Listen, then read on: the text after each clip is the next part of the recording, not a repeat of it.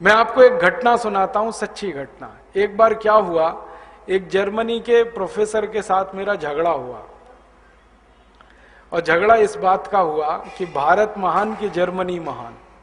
झगड़ा इस बात का था। वो कहता था जर्मनी महान, मैं कहता था भारत महान। अब दोनों ने झगड़ा सुलझाने के लिए एक रास्ता निकाला। रास्ता ये निकाला, उसने कहा कि मैं तुमसे भारत के बारे में सवाल पूछूंगा, तुम मुझसे जर्मनी के बारे में पूछो।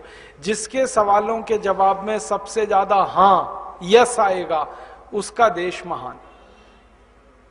मैंने कहा ठीक है भाई, पूछो। तो उसने कहा पहले तुम पूछो। तो मेरा नंबर आ गया पूछने का। तो मैंने उससे सबसे पहला सवाल पूछा, जर्मनी में गन्ना होता है? तो उसने कहा नहीं, गन्ना होता ही नहीं। फिर मैंने कहा जर्मनी में केला होता है? उसने कहा नहीं। फिर मैंने कहा जर्मनी में आम होता है? उसने कहा नहीं। फिर मैंने कहा जर्मनी में लीची होती है? उसने कहा नहीं। मैंने कहा जर्मनी में सेब होता है? उसने कहा नहीं। मैंने कहा जर्मनी में संतरा होता है? उसने कहा नहीं। अब थोड़ी देर में बौखला गया वो, क्योंकि हर सवाल का जवाब नहीं नहीं नहीं नहीं, तो हारने वाला है वो। तो कहने लगा मिस्टर राजीव दीक्षित, मेरे जर्मनी में कोई मीठी चीज पैदा नहीं होती, अब आगे पूछो।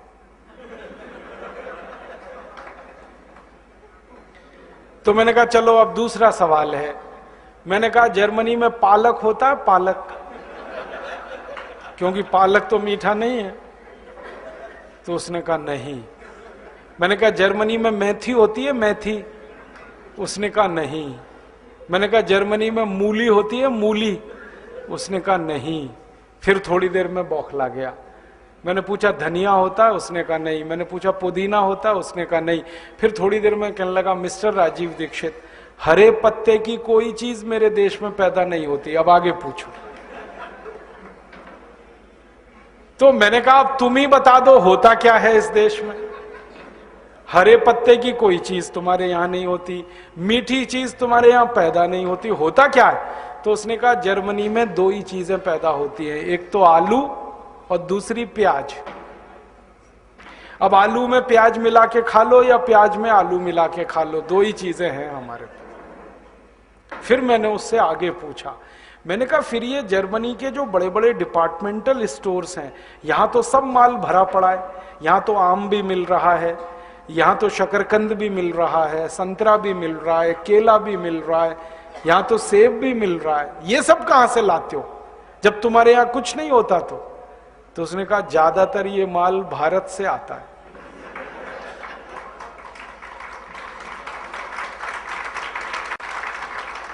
तो मैंने कहा किसका देश महान?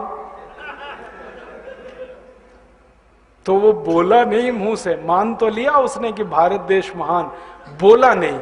मैंने कहा इससे बुलवाना है।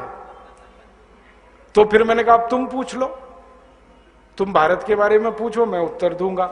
अब वो बेचारा फंस गया, क्या पूछे ऐसा जो भारत में नहीं होता। तो उसने ऐसे ही पूछ लिया भारत में गन्ना होता है? मैंने कहा इतना गन्ना होता है भारत में कि 6,38,365 गांवों में से 4 लाख गांवों में गन्ना ही गन्ना। उत्तर भारत में गन्ना, दक्षिण भारत में गन्ना, पूर्वी भारत में गन्ना, पश्चिम भारत में गन्ना, और हर जगह का गन्ना अलग है। कहीं लाल गन्ना, कहीं काला गन्ना, कहीं हरा गन्ना, कहीं पीला गन्ना, कहीं गन्ने में रस बहुत ज्यादा है, कहीं गन्ने में रेशा बहुत ज्यादा है। फिर मैंने समझाया 2550 किस्म का गन्ना भारत में होता है। तो उसकी आंखें फट गई हैं। मैंने कहा हाँ, कहीं नहीं खाया पूरी दुनिया में। तो कहने लगा इतना केला? मैंने कहा हाँ, कोई गांव ऐसा नहीं जहां केला नहीं होता इस देश में, हर गांव में केला है। फिर उसने कहा आम होता है भारत में? आम? मैंने कहा भैया भारत में 500 से ज्यादा प्रजाति के आम तो कभी भी मिल जाएंगे, और कुल आमों की प्रजातियां 5000 हैं जो मौसम पे मिल जाते हैं। दक्षिण भारत का अलग आम, उत्तर भारत का अलग आम, पूर्वी भारत का अलग, पश्चिम भारत का अलग। और मैंने तो उसको एक बात कही थी तो वो हैरान हो गया।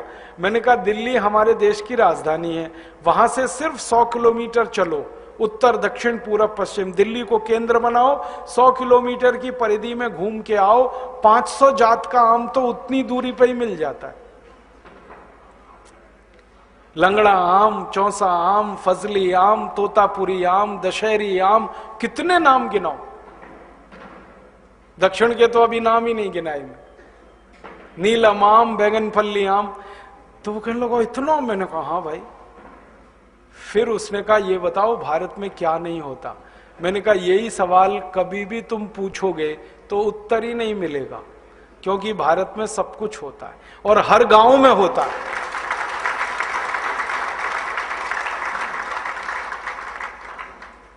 जितना दुनिया के 20-25 देशों में कुल मिलाकर होता है, उतना भारत के एक एक गांव में होता है। ऐसा देश है भारत। माने भगवान की बड़ी कृपा है इस देश पर। हर गांव की मिट्टी इतनी अच्छी है, सब कुछ हो जाता है हर गांव में। हमारे पुराने बुजुर्ग कहा करते थे कि हर गांव में इतना होता था कि खाली नमक बाहर से लाना पड़ता था बस, और कुछ नहीं, क्योंकि नमक सब जगह नहीं होता इस देश में। नमक सिर्फ समुद्र के किनारे वाले गांवों में होता है। नमक छोड़कर हर चीज हर गांव में होती है, कुछ लाना ही नहीं पड़ता बाहर से। इतना स्वावलंबी देश रहा है ये देश भारत, और इतना समृद्धशाली है, इतना समृद्धशाली कि हर गांव में सैकड़ों किस्म की चीजें पैदा हो इस देश में।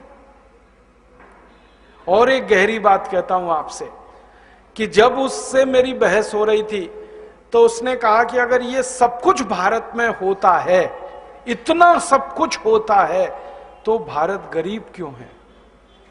इसका उत्तर मेरे पास नहीं था। इतना सब कुछ होता है तो तुम गरीब क्यों हो? क्यों जर्मनी के सामने कटोरा लेके भारत की सरकार भीख मांगती है हर साल? क्यों कर्ज लेते हो तुम हमसे? क्यों अमेरिका जाते हो कर्ज मांगने के लिए? क्यों यूरोप के देशों में आते हो कर्ज मांगने के लिए, जब सब कुछ तुम्हारे देश में होता है? और हमारे देश में खेती में ही सब कुछ नहीं होता है, खेती के अलावा भी बहुत कुछ होता है। जमीन के नीचे खोदना शुरू करें तो 90 खनिज पदार्थ मिलते हैं इस देश में। तांबा मिलता है, लोहा मिलता है, बॉक्साइट मिलता है जिससे एल्यूमिनियम बनता है, अभ्रक मिलता है। ऐसे 90 खनिज पदार्थ जमीन के नीचे से मिलते हैं, कहीं नहीं है पूरी दुनिया में। अधिक से अधिक खनिज पदार्थ 10, 12, 15 दुनिया में हैं, अलग अलग देशों में। हमारे यहाँ 90 खनिज पदार्थ मिलते हैं। और अब तो पता चला कि खोदते खोदते हम बहुत नीचे आ गए तो तेल मिल गया, गैस मिल गई। कावेरी बेसिन में इतनी गैस मिली है कि वैज्ञानिकों ने एक दिन कहा मुझे कि हम सारी मोटर गाड़ियों में ये गैस जलाएं जो कावेरी बेसिन में मिली है, सारी मोटर गाड़ियों में, और भारत के हर रसोई घर में इस गैस को जलाएं।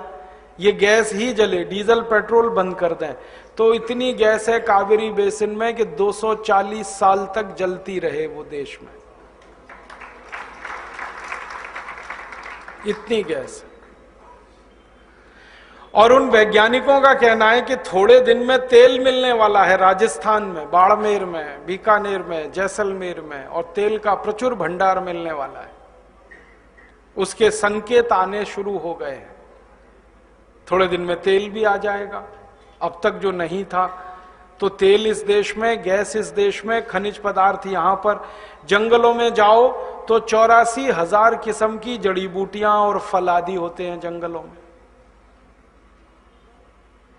तो भारत माता तो कहीं से दरिद्र नहीं है, फिर देश दरिद्र कैसे हो गया? ये कहानी अगर हमारे समझ में आ जाए तो हमारे सपनों का भारत बनाना आसान होगा। इसलिए ये कहानी मैं सुना रहा हूं आपको।